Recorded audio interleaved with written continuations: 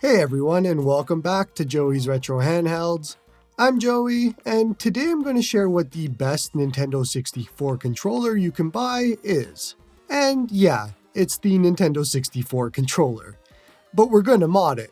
If you're like me, you both love and hate the Nintendo 64. Love the games, hate emulating the controller. Never a good way to do it, it's always a subpar experience.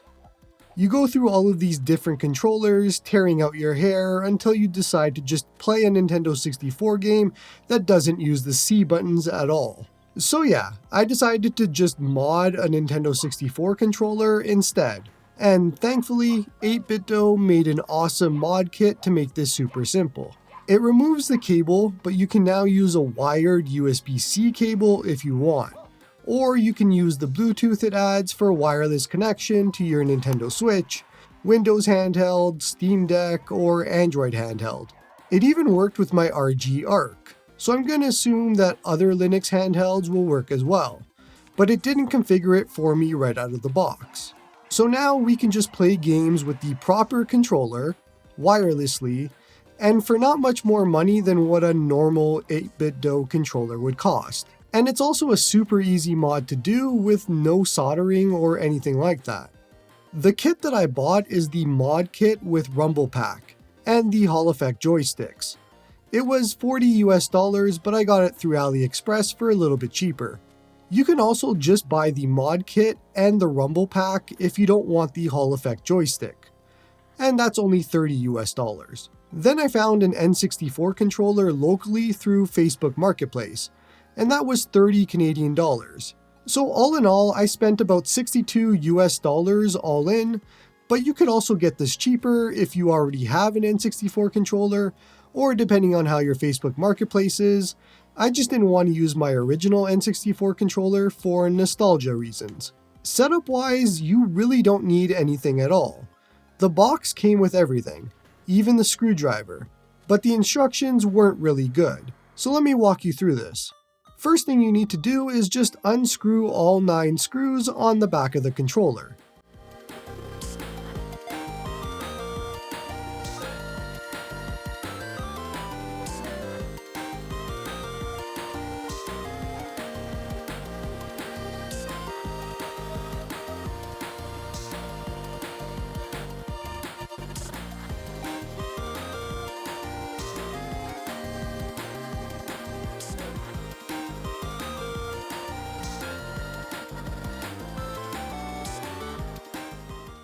Once you've done that and taken the shell off, you want to unplug the joystick cable.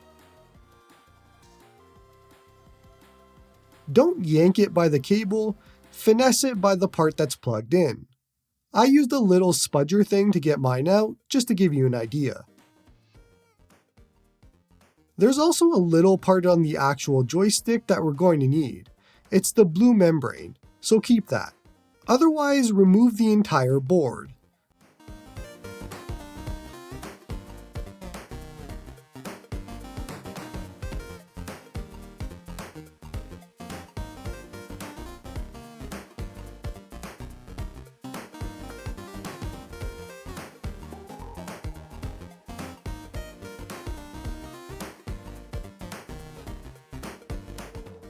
You can slide in the port plug now as well.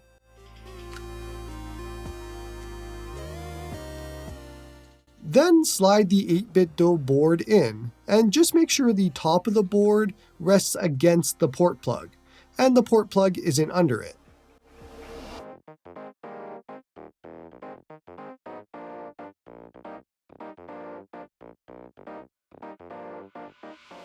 Then unscrew the 3 screws holding the joystick in, and remove that as well.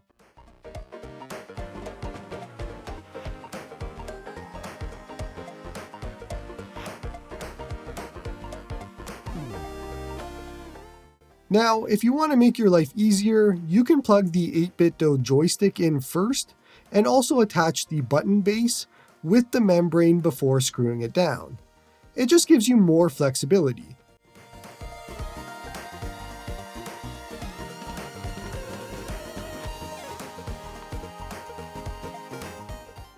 For the shoulder buttons, grab the membranes from the original board where the shoulders were, and you want to attach those to the button bases on the 8-bit DOE board. Then slide them into the groove they need to go in and put the shoulder buttons back on.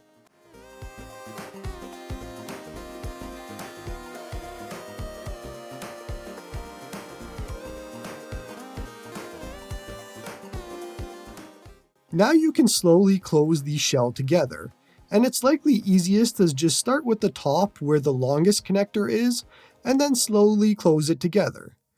If you feel any resistance at this point, you might have something in the wrong place, so just double check. It should all just snap together. Then just screw everything back together.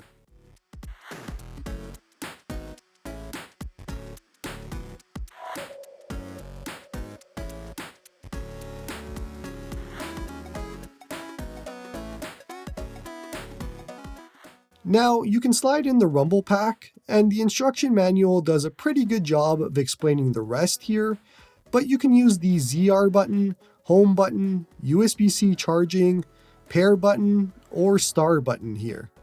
For switch, you want to move the slider into S to pair, and for everything else, keep it in D.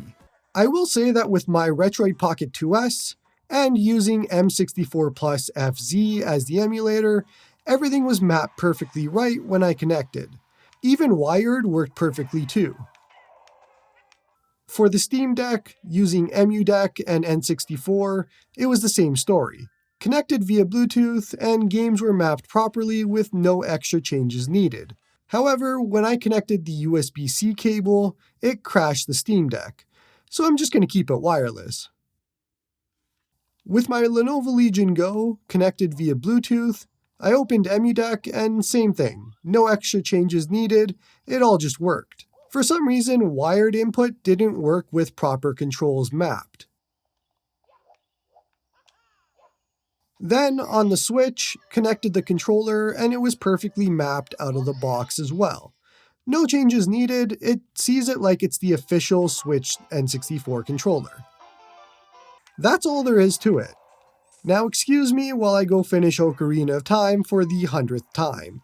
Let me know in the comments below how you play Nintendo 64, because until we get a good proper controller for it, this is the best way in my mind, and it actually might just end up being the perfect way.